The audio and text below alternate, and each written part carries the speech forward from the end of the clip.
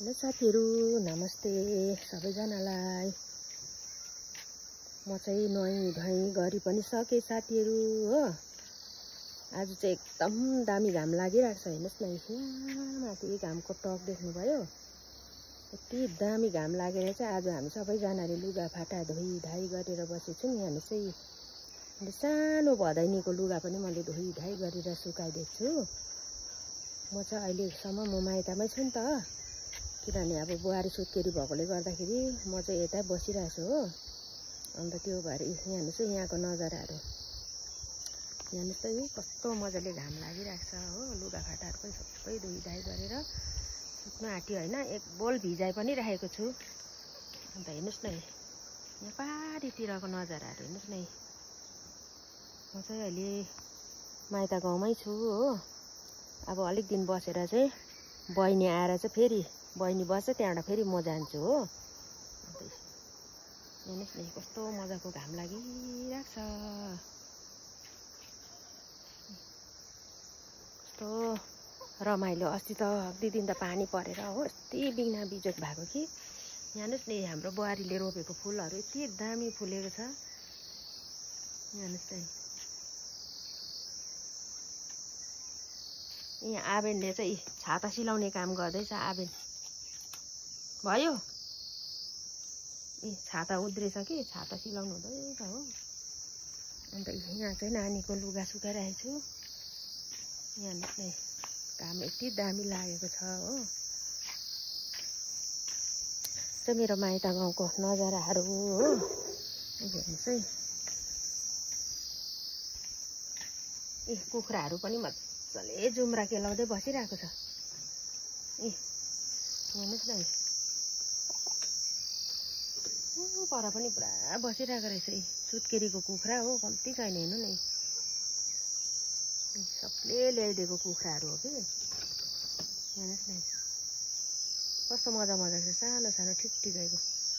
के गर्नु, अहिले खानु भएको छैन हो। त्यो भएर नानी अलिक ज्यान्डिस भएकोले गर्दा अब तङ्ग्रेपछि चाहिँ खान्छ हाम्रो बुहारीले हो। यो भाले हेर्नु न,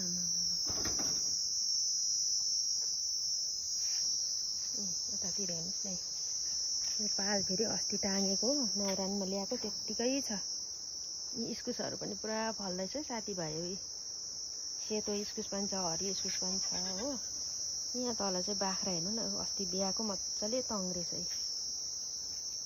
अझै अर्को पनि ब्याउन आँटेको थियो हो। यो कोप्रे फुल हेर्नु है, कति दामी छ यो कोप्रे फुल। यति मनपर्छ मलाई साथीभाइहरू। म चाहिँ अब अलिक दिन बसेर जान्छु।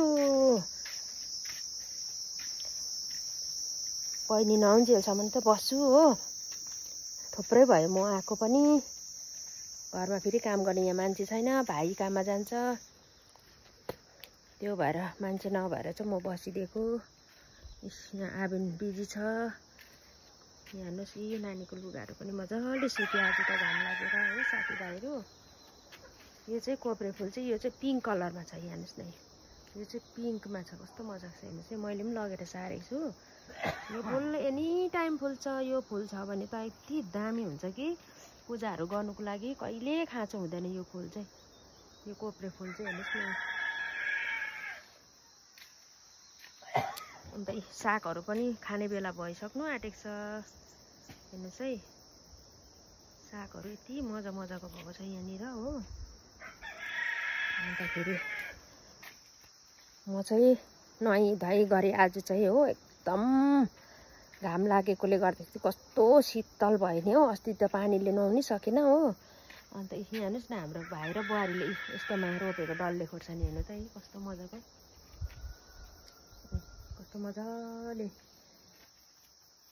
फलेको छ। हेर्नुहोस् न, डल्ले खोर्सानी भर्खर फल्दैछ। यो चाहिँ नयाँ बोट रहेछ हो। हेर्नुहोस् न, कस्तो मजाले फलेको छ है साथीहरू। हेर्नुहोस् त, बाथरुमको छेउमा रोपेको रहेछ हो। यति मजाले फलेको छ नि।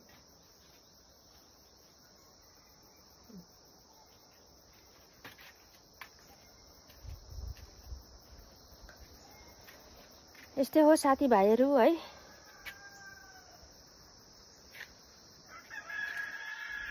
सबैतिर अहिले त मजाले दामी घाम लागिरहेको छ।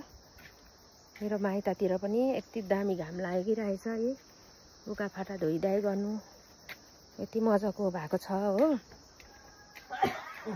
अन्त अब चाहिँ नुहाइधुवाइ गरिसकेँ। अब खानापिनाहरू पकाउनु सुरुवात गर्नु पर्यो भनेको हो।